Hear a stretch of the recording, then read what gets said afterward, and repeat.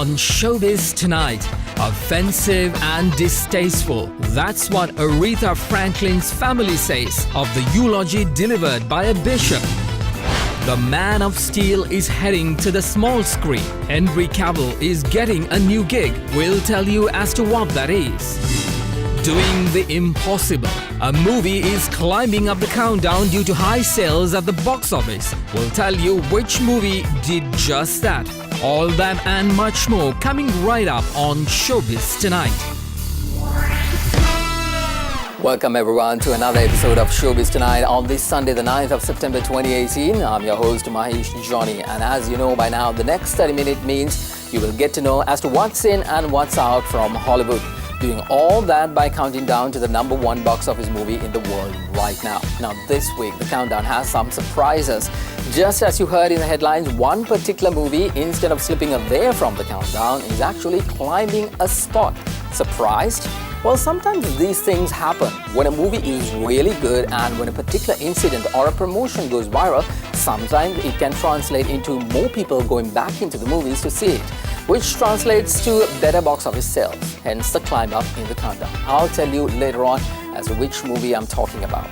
Alright, now our countdown is based on weekend sales of the movies. We do this to ensure that we get a good reading on the data with regard to the sales. The day sales are very much volatile. It gives you an idea of a trend. But weekend sales actually gives you the accurate data as to how that particular movie performed at the box office.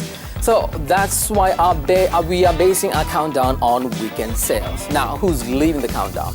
Well, two movies are doing just that. The Slender Man is finally out of the top 10 after all those bad reviews and low ticket sales.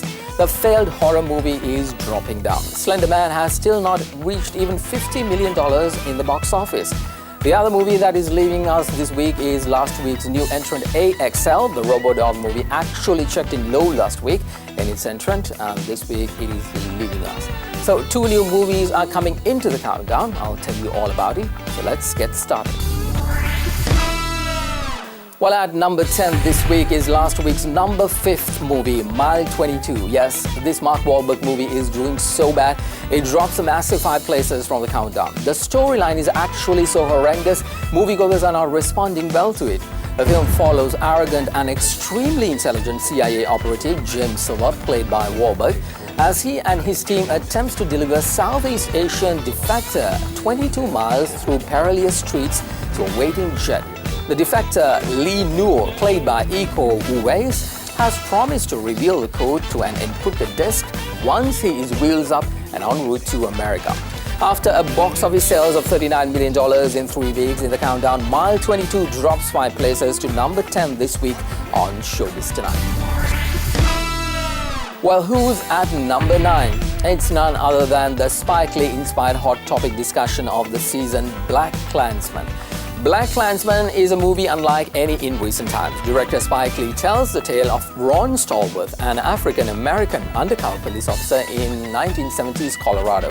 Stallworth makes a number of phone calls to a local Ku Klux Klan recruiter with the help of another officer, Flip Zimmerman, to stand in as Ron Stallworth for in-person Klan meetings. Now, they infiltrate the white supremacist group and extract vital information. The movie is indeed thought-provoking and it showcases the racism that existed in the past against black Americans. However, some are calling this movie an exaggeration, merely harnessing the benefit of the current political climate in America and using it for profits. Nonetheless, the movie is doing okay at the box office. Thus far, after 4 weeks, it has only managed around $51 million on a production budget of $15 million. This week, it's our number 9th box office movie of this week. God, give us true white men.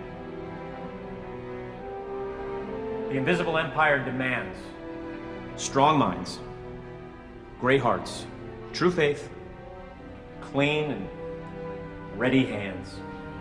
Ron Stallworth, rise. Step forward.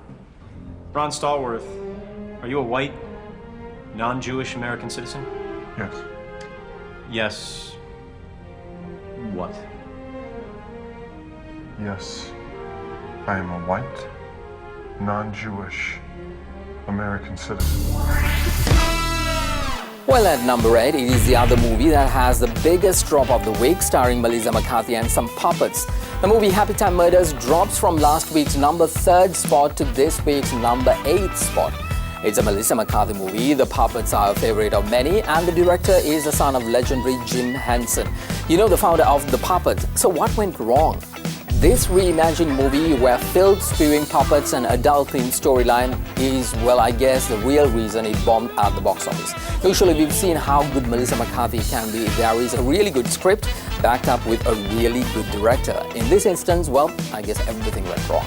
The storyline is about two detectives. One's a puppet and the other, well, it's Melissa McCarthy trying to solve a puppet murder. Despite it's a puppet movie, don't be fooled. These puppets aren't talking sweet and singing and dancing, but they are filled-speaking, dirty-minded puppets where you want to keep your kids clear from this one. At box office, the Happy Time Murders has only managed $18 million in 2 weeks, which is quite low for a Melissa McCarthy movie, and it becomes our number 8th box office movie of this week.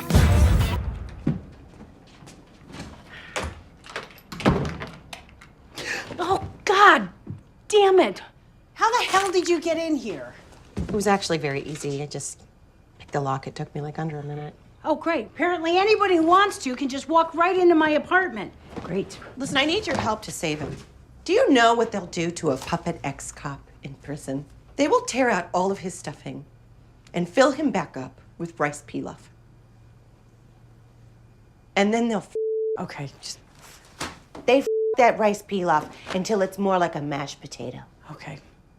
It's a term they call pilafing.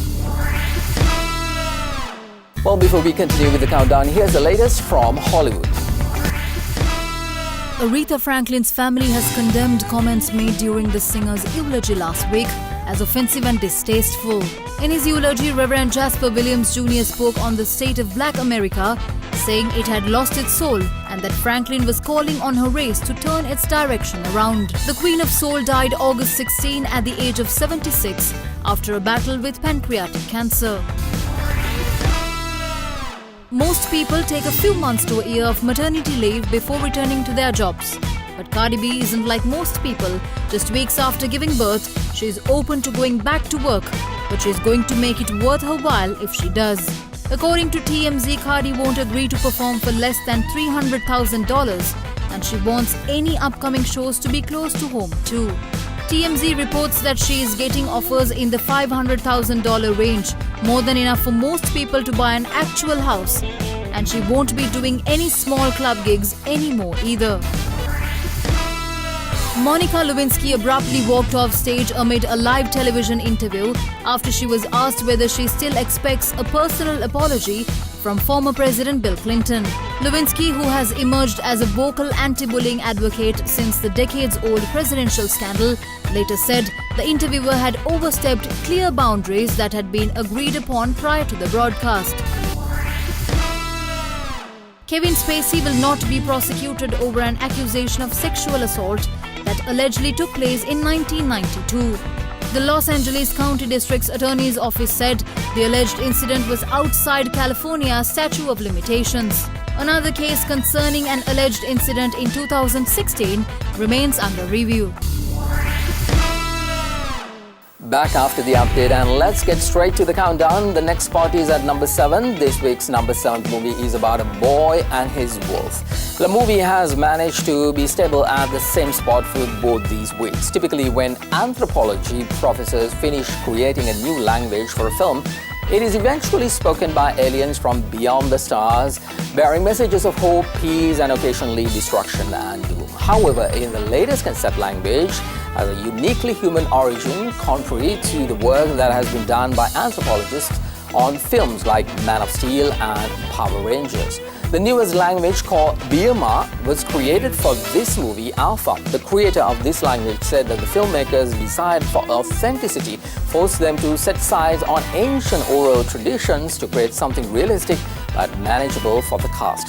With a really good storyline, the movie has managed to captivate the hearts of cinema-goers and along the way has gained $47 million, still low as the production budget was around $51 million.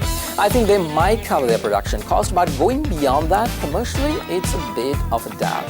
With that said, here's a look at our number 7th box office movie, Alpha.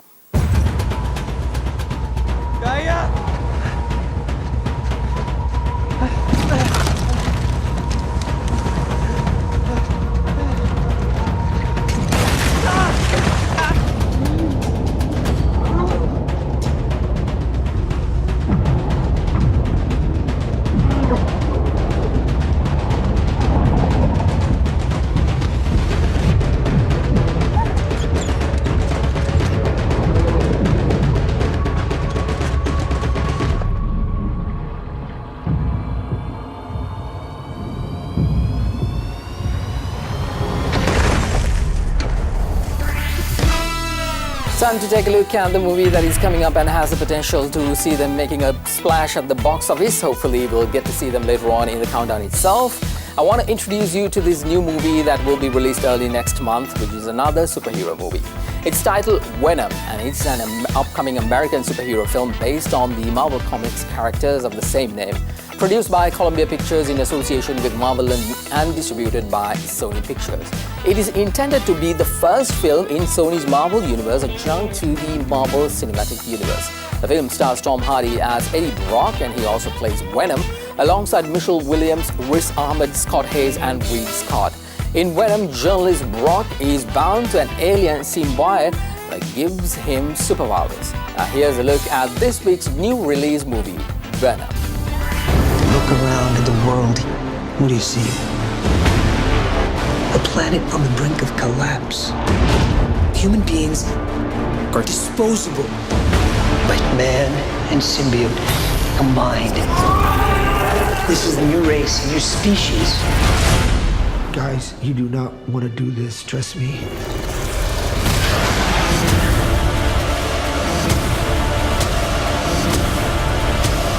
Giant leaps will always come at a cost.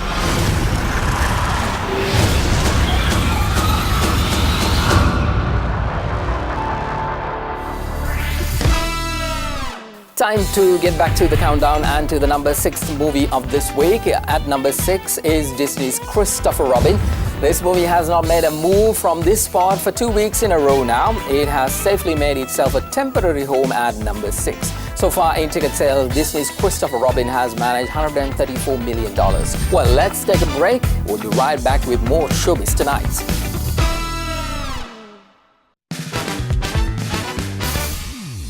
Celebrating birthdays today, comedian and actor Adam Sandler turns 52 years old. Canadian-Italian singer-songwriter, actor and record producer Michael Bublé turns 43.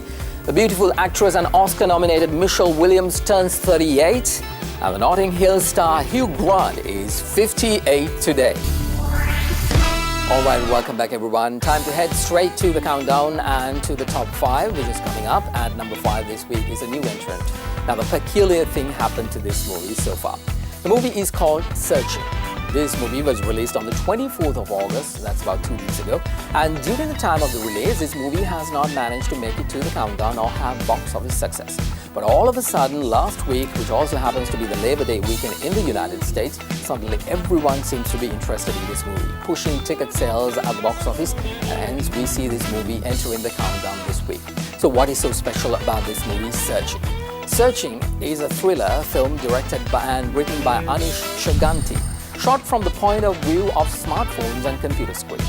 The film follows a father, played by John Cho, trying to find his missing 16-year-old daughter with the help of a police detective played by Deborah Messing, from Will and Grace. It is noted as the first mainstream Hollywood thriller headlined by an Asian American actor. Asian Americans are doing very well in the movie industry right now. The film premiered at the Sundance Film Festival on January 21st, but was released worldwide on 24th of August. It received positive reviews from critics who praised Cho's performance. I'll dissect this movie for you next week, but for the moment, check out our number 5th box office movie of this week, Searching. I'm Margot. Everything is great. Margot and I are great. We had cash in her car. You felt bad about everything. She was my best friend. Oh my. At least she ran away! I didn't know her. I didn't know my daughter.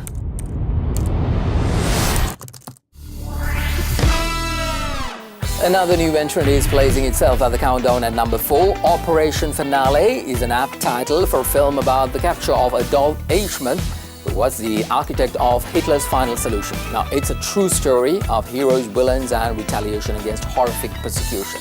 At the end of World War II, Eichmann escaped to Austria for 5 years and eventually to Buenos Aires in Argentina, where he remained in hiding for 10 years. Now, Nazi-sympathizing Argentinians welcomed him and went to great lengths in protecting his identity. In 1960, a team of Israeli intelligence agents captured the author of Banality of Evil, who organized the slaughter of around 10 million human beings, 6 million of them who were Jews, and they divulged the information on the whereabouts of Eichmann. Director Chris Weitz has managed to craft a riveting historical drama in which the outcome is widely known. It's a film that's more cerebral than action-driven, but still has white-knuckled moments. With some box office sales of around $9.5 million, here's a look at our number 4th box office movie of this week, Operation Finale. I am Ricardo Clement. Do you recognize the man in this picture? I can't see him clearly. The man in this picture is you. SS number 45381. Am I correct? Again, your number was 45381. Your number was 45381. 45381. 45381. It was 45326. Enough, I accept my fate. My name is Adolf Eichmann. You know, at Showbiz Tonight, it's not only about the blockbusters and the big movies. We always try to give you some substance, be it my movie pick of the week or an introduction to an independent movie that would give you that intelligence boost.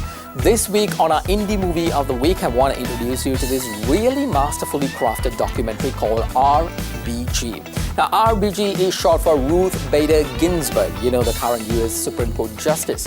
When she was growing up, Ruth Bader Ginsburg's beloved mother, Cecilia, gave her 2 lessons to guide her through life: be a lady and be independent.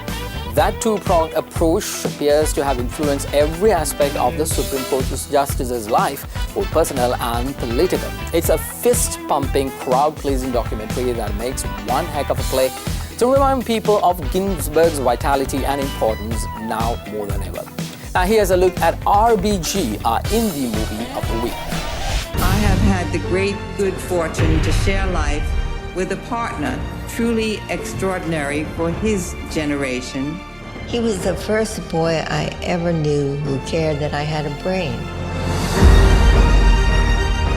She is a center of power on and off the court. Every time Justice Ginsburg wrote a dissent, the internet would explode. I came up with a couple slogans. You can't spell truth without Ruth. I surely would not be in this room today without the determined efforts of men and women who kept dreams alive.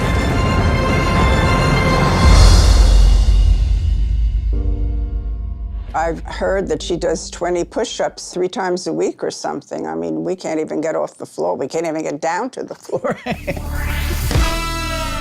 Time to move on to the countdown. The top 3 movies are coming up, and at number 3 this week is a movie that has done the unthinkable, climb up the countdown. Or should I say, has done the impossible. Yes, Tom Cruise's Mission Impossible Fallout is still making news around the world, and this week its ability to gain a spot on the box office countdown. Why is this happening? How can a movie that was released almost 1.5 months ago suddenly have a spike in sales? Well, for that answer, my friend, we have to look to the east. I'm not talking about any voodoo magic, it's just China. Mission Impossible Fallout officially was released in China this weekend, and boy oh boy, the Chinese loved it so much. For Mission Impossible, it means more money in the bank, like let's say $77 million in 2 days, thanks to their Chinese friends. While Ethan Hunt's 6th mission, Mission Impossible Fallout, becomes the number 3rd box office movie in the world right now. Before we head to the top 2, let's get you updated with the latest from Hollywood. The 2018 Venice Film Festival has begun. The world's biggest stars was in Venice Lido in northern Italy to celebrate the 75th edition. Jury members Naomi Watts, Christoph Waltz and President Guillermo del Toro posed for cameras and signed autographs on the red carpet. This year, legendary British actress Vanessa Redgrave is being honoured with the Golden Lion Award for Lifetime Achievement. The opening film this year is First Man. The film starring Claire Foy and Ryan Gosling is a biopic about astronaut Neil Armstrong's journey through the space program. Henry Cavill is headed back to TV. The Man of Steel has signed on to star in Netflix's 8-episode adaptation of the Witcher fantasy book series about a loner monster hunter named Geralt of Rivia, a man who struggles to find his place in a world where people often prove more wicked than beasts, according to a description from Netflix. This will be Cavill's first TV role since he appeared on Showtime's The Tudors. Alright, let's move ahead with the countdown and to the number 2 spot. Nope, no change this week as well. The top 2 movies continues to reign in as the King and the Queen for 3 straight weeks. Moviegoers around the world are loving these 2 movies right now, and it's good news for Warner Brothers as these 2 top movies belongs to them. So let's start with number 2 spot. It's The Meg, a living nightmare cliche. Many anticipated the shark film The Meg to be no different from any other movie. A shark whose full name is the Megalodon tears his way through human victims as a couple of baffled scientists stumble to save the day. However, The Meg left viewers stunned by the end. The film told a full story and didn't just depict a gore-fest filled with plastic characters and sharp teeth, which is why most moviegoers are loving The Meg. Again, no surprise here, Crazy Rich Asian takes the crown for a 3rd week in a row. The glitzy romance Crazy Rich Asian topped world box office over the US's long weekend. The Warner Brothers film added $28.6 million over the 4-day weekend, bringing its US sales to $117.3 million. As of now, it has earned $137 million in world sales, and mind you, it is yet to be officially released in Asia, which of course means it might stay in box office royalty for some time. Without further ado, here's a look at our number 1 box office movie of this week, Crazy Rich Asians. All of it. And I would throw in a Korean snail face mask. Sweetie, your skin is so dry, it's hurting my face. Thank you. Yo, it's about time someone stood up to Auntie Eleanor. Well, you, not me. Oh, God. She can't know I was ever here. Oh, okay. All right. I'm not sure if it's working or if she looks like a clown's tampon. On a heavy day. Incoming. Okay. Oh. Oh. I'm blinded by the light. This is why disco died. You kind of look like a slutty Ebola virus. It's like a bag of Skittles. Taste the rainbow. I think we just altered. I just think if we could maybe just tell her this is coming from you, because she probably doesn't want to hear it from a guy. Okay, okay.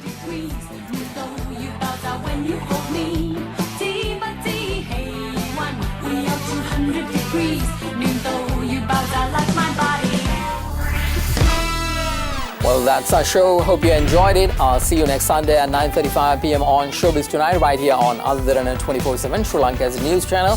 Until then, I'm Mahieash Johnney, and may the movies be with you. Good night.